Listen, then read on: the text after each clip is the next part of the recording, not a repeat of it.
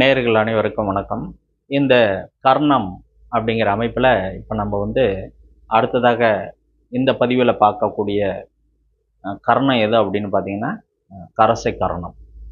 இதற்கு அதிபதியாக வரக்கூடியவர் குரு பகவான். இப்போ கரசை அப்படின்னா இதற்குரிய உருவம் அப்படின்னு பார்த்தீங்கன்னா யானை.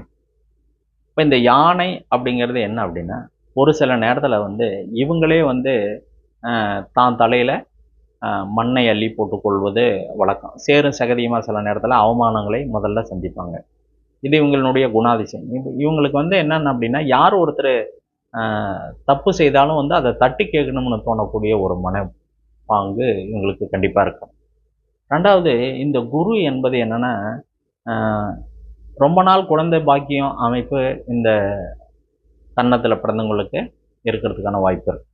அப்போ யானையினுடைய பிரசவ காலம் பார்த்திங்கன்னா 2 ஆண்டு அப்படின்னு சொல்லப்படுகிறது. அப்போ இவங்களுக்கு கரசை கரத்தட்டத்தில் ஒரு இதில் பிறந்திருந்தாங்கன்னா இவங்களுக்கு புத்திர பாக்கியம் லேட்டாக அமைகிறதுக்கான ஒரு வாய்ப்பு இருக்கும். அதே சமயத்தில் பார்த்திங்கன்னா இந்த கரசை கன்னத்தில் உள்ள அன்பர்கள் இந்த குழந்தை பாக்கியம் இல்லாதவர்களுக்கு இவங்க ஏதாவது ஒரு வகையில் மருந்தோ அல்லது உணவோ தயாரித்து அவர்களுக்கு கொடுத்தார்கள்னா மிக விரைவில் அவங்க கருத்தரிக்கிறதுக்கான வாய்ப்பு உண்டு.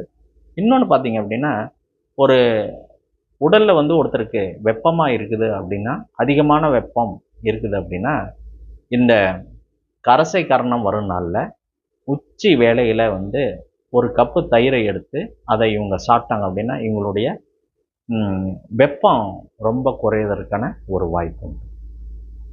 அடுத்ததாக பார்த்தீங்க அப்படின்னா, ஒரு ஒரு குடும்பத்தில் அதிகமான கஷ்டமாக இருக்குது, சூழ்நிலைகள் உயர்ந்து போகலை, ஏட்டிக்கு போட்டியாக இருக்குது அப்படின்னா, கரசை கர்ணத்தில் அந்த வீட்டுக்கு ஒருத்தர் மருமகனோ அல்லது மருமகளோ வந்தால் கண்டிப்பாக அந்த பிரச்சனைகள்லாம் நீங்கும், நல்ல ஒரு வாழ்க்கையில் முன்னேற்றம் கிடைக்கும். இதுதான் இந்த கரசை கர்ணத்தினுடைய பலன். நிறையா சொல்லலாம், ஆனால் இந்த பதிவில் இந்த அளவுக்கு தான் சொல்ல முடியும்.